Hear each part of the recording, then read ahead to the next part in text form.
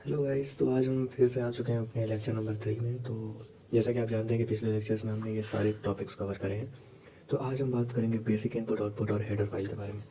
इसके बाद हम अगली वीडियो में बात करेंगे ऑपरेटर्स, क्योंकि एक बड़ा टॉपिक है तो इसको हम अगले वीडियो में देखेंगे। फिलहाल हम देखेंगे बेसिक इनपुट आउटपुट और हेडर फाइल। तो बहुत ही कॉन्साइज वे में इसको करेंगे। तो चलिए शुरू करते हैं हम। तो ये सारी हमने नोट्स भी बनाएंगे। अगर आपको नोट्स चाहिए होगा तो मैं ऐसे आप मुझे ईमेल आईडी पे कांटेक्ट कीजिएगा, मैं आपको ये नोट्स जो है सेंड कर दूँगा, ठीक है। तो हमने यहाँ तक पढ़ लिया था जो कि थी डेटा टाइप्स, ठीक है। तो अब हम बात करेंगे, हाँ एक और चीज़, हमने बिल्ट इन डेटा टाइप्स पढ़े थे। अभी यूज़र डिफाइंड और डेरिवेटिव बेसिकली डिराइव्ड, ये हम बात करेंगे अभी। तो सेकंड नंबर पे हमारा आता है यूज़र डिफाइंड।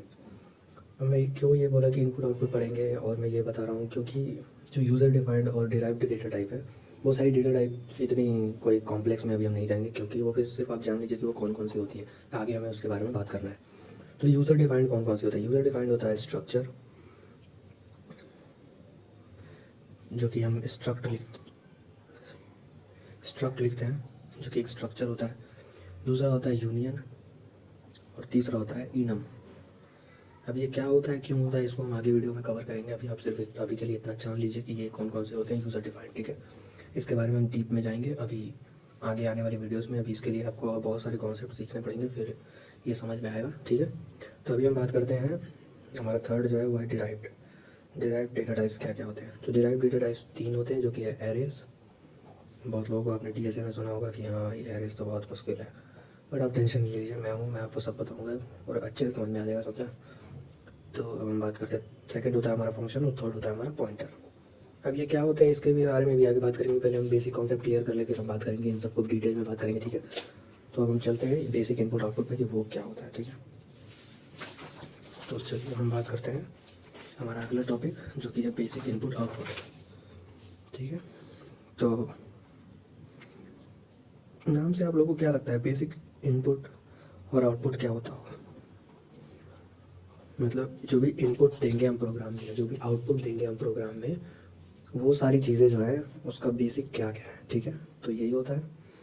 तो अगर यही होता है तो हम बात करते हैं कि इसको कैसे हम डिफ़ाइन करेंगे, कैसे हम बात करेंगे, ठीक है। तो बेसिक इनपुट आउटपुट में यही होता है कि ये एक लाइब्रेरी के साथ आती है, ठीक है। जो कि हम देखें बेसिक प्रोग्राम में कि हमारा जो हैज़ इंक्लूड है वो एक आयो स्ट्रीम नाम की लाइब्रेरी को इंक्लूड करता है, ठीक है।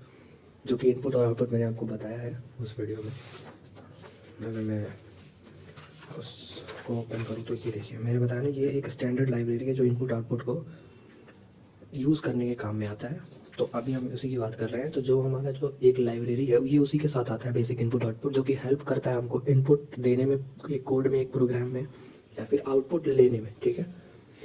तो C++ में जो इनपुट और आउटपुट होता है उसे हम स्ट्रीम के भी नाम से जानते हैं, ठीक है। C++ में उस इनपुट आउटपुट को हम स्ट्रीम से भी जानते हैं, स्ट्रीम नाम से, ठीक है। इनपुट स्ट्रीम, आउटपुट स्ट्रीम, वो यही चीज़ है, ठीक है। तो हम सबसे पहले बात करते हैं इनपुट स्ट्रीम की, कि इनपुट स्ट्रीम क्या होता है। नाम से तो लग ही रहा है कि ये बेसिक इनपुट लेने के काम में आता है, तो ये एक इनपुट स्ट्रीम है। तो अभी हम बात करते हैं कि ये इनपुट स्ट्रीम में क्या होता है। तो इनपुट स्ट्रीम में हम प्रोग्राम में जो है हम यूज़ करते हैं सी इन, जो कि हम C++ में यूज़ करते हैं।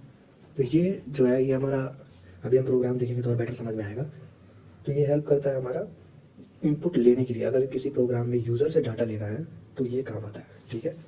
तो अगर हम इसको जो हम यूज़ करेंगे, तो जो भी हम एक बनाए रहेंगे वेरिएबल जिसमें हम स्टोर कराएंगे डेटा, वो यहाँ से लिया हुआ डेटा उसमें स्टोर होगा, ठीक है। ये वेरिएबल में जो भी डेटा हम स्टोर कराएंगे वो यहाँ से लिया हुआ डेटा हम स्टोर कराएंगे, अगर हम उस प्रोग्राम में इनपुट ले रहे हैं तो। अगर नहीं ले रहे हैं तो कोई बात नहीं है, ठीक है। तो ये हमारा था इनपुट आउटपुट में इनपुट का स्ट्रीम, ठीक है। अब हम बात करते हैं आउटपुट की स्ट्रीम में क्या यूज़ करते हैं हम।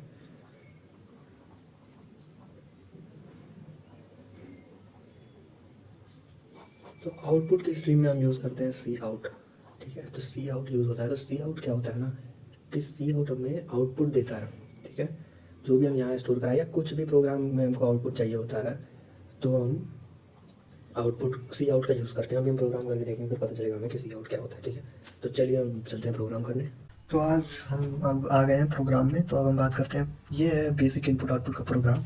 तो अब इसको डिफाइन करूँगा मैं आपके लिए कि इसमें कैसे क्या करना है, ठीक है। तो चलिए हम एक एक लाइन, वन लाइन से स्टार्ट करना स्टार्ट करेंगे।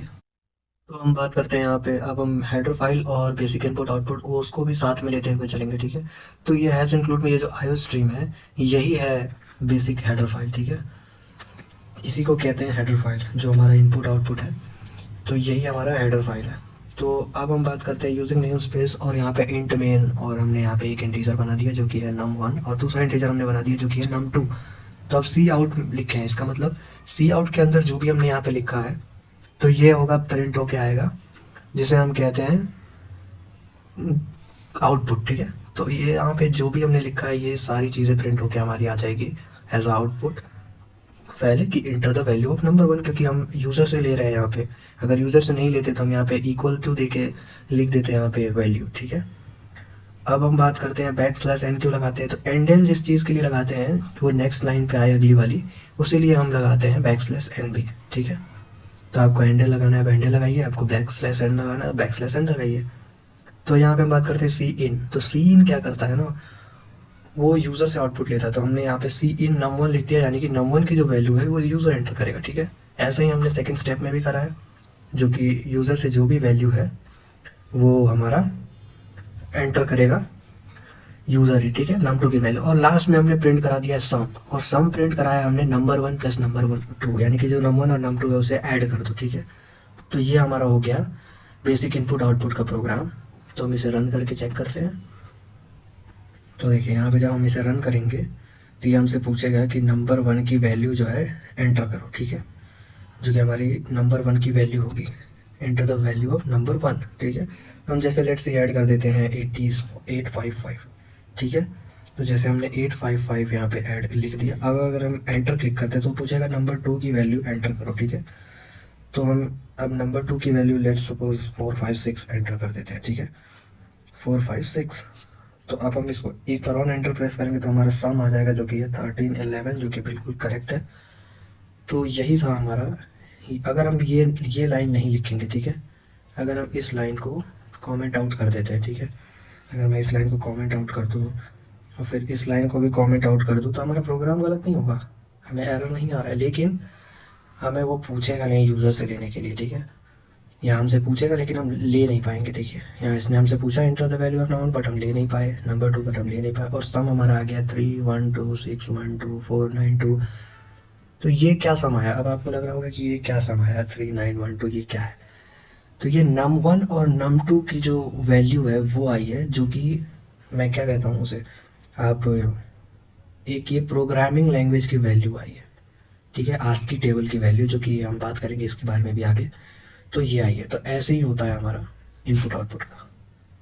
तो अब चलते हैं हम हेडर फाइल वाले टॉपिक पे, जो कि मैंने आपको पहले ही समझा दिया। ये हेडर फाइल आईओ स्ट्रीम वाली है, जो कि एक प्री डिफाइंड हेडर फाइल है, और दूसरी होती है यूज़र डिफाइंड, जो यूज़र खुद डिफाइन करता है। जैसे मैं अगर यहाँ पे हैज़ डिफाइन लिख के हेडर फाइल में हैज़ इंक्लूड के बाद एक हेडर फाइल इंक्लूड कर दूँ जिसमें हम फोटोज़ वगैरह ऐड करते हैं, जो कि काम तो करेगा नहीं, बट एज अ फाइल मैं कुछ भी ऐड कर सकता हूँ इसमें। तो वैसे होता है। अभी इसके बारे में फ्यूचर में और डिस्कस करेंगे। पहले चलते हैं अगले टॉपिक पे। तो अब हम बात करेंगे, हमारा नेक्स्ट टॉपिक है हेडर फाइल। ये हम जल्दी कर लेंगे। ये हेडर फाइल बहुत छोटा सा टॉपिक है। हेडर फाइल क्या होता है, एक ये हेडर फाइल जो होता है वो एक तरह की फाइल होती है जो कि क्या क्या कंटेन करता है, फंक्शंस। बेसिकली जो फंक्शन का डिक्लेरेशन होता है, डिक्लेरेशंस जो होते हैं फंक्शंस के, उसको स्टोर करता है। दूसरा ये क्या स्टोर करता है, दूसरा ये स्टोर करता है क्लास डेफिनेशंस। बेसिकली जो हम इधर बात कर रहे थे डेटा टाइप्स में, यहाँ पे हम जो डेटा टाइप्स में बात कर रहे थे, ये फंक्शंस के अंदर की जो फाइल्स होती है, जो डिक्लेरेशंस होते हैं, वो सारी स्टोर होती है। और ये जो स्ट्रक्चर यूनियन है ना, इसमें हम बात करेंगे क्लासेस की, कि वो क्लास होता है क्या, उसकी डेफिनेशंस को स्टोर करता है। अभी आपको आर्ट बनाने की ज़रूरत नहीं है, ये जल्दी जल्दी मैं फिनिश करूँगा, तो मैं वहाँ पे भी हम पहुँचेंगे, वो सब भी मेन है। तो ये पहले बेसिक क्लियर हो जाए। कॉन्स्टेंट्स स्टोर करता है ये। और क्या स्टोर करता है, प्री रिटन कोड्स। तो जो प्री रिटन कोड्स होते हैं, जो हमें लिखने नहीं पड़ते, वो सारे कोड्स को ये स्टोर करता है, ठीक है। तो यही होता है हेडर फाइल। तो हेडर फाइल जो होती है दो टाइप्स की होती है। पहली होती है हमारी जो कि है system header file, system header file, ठीक है। तो ये क्या होती है, ये जो है हेडर फाइल वो कंपाइलर के साथ ही आती है, कम्स विद कंपाइलर, ठीक है। तो कंपाइलर के साथ ही आती है, कंपाइलर के साथ ही आती है। बेसिकली जो हमने ऊपर लिखा था बेसिक प्रोग्राम में, हैज़ इंक्लूड आईओस्ट्री। तो ये जो है ये कंपाइलर के साथ ही आती है, ठीक है। तो इसमें जो प्री रिटन कोड्स ऑलरेडी लिखे हुए होते हैं, ठीक है। तो हम बात करेंगे दूसरा हमारा क्या था, यूज़र डिफाइंड होता है, ठीक है, जो कि यूज़र खुद के लिए एक हेडर फाइल बनाता है, ठीक है। जो कि यूज़र बनाता है तो वो कुछ भी हो सकता है, वो ये मेड बाय यूज़र। तो ये यूज़र डिफाइन करता है, तो इसमें भी आप हैज़ इंक्लूड तो लिखेंगे ही, क्योंकि आप उस हेडर फाइल को इंक्लूड करेंगे पहले। और वो मान लीजिए मैं f.h लिख देता हूँ, कुछ भी हो सकता है ये हेडर फाइल इसके प्लेस पे। तो यहाँ पे जो है मैंने ये लिख दिया, अब वो जो लिखेंगे उसमें आ जाएगा। तो ये होता है हेडर फाइल, ठीक है। तो आज के लिए इतना काफ़ी है। हम बात करेंगे अगला वीडियो जो कि बहुत मेन होने वाला है कॉन्सेप्ट, जो कि ऑपरेटर्स का। तो तब तक के लिए स्टे ट्यून्ड और कमेंट सेक्शन में ज़रूर बताना कि अगर कोई और इसमें मैं इम्प्रूवमेंट कर सकूँ तो। मिलते हैं नेक्स्ट वीडियो में। Thank you.